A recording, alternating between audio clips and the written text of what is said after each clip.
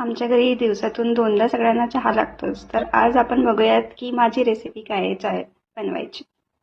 एका पातेल्यामध्ये पाणी घ्यायचं, त्याच्यामध्ये आपण साखर टाकूया.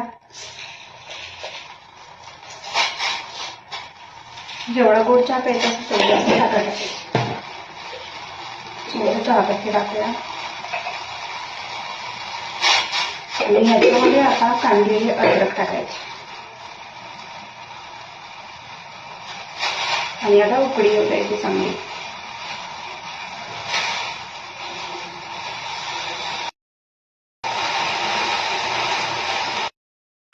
आता उकळी आला तर आपण या चहामध्ये टाकणार आहे दूध आणि दूध टाकल्यानंतर चांगलं उकळू द्यायचं.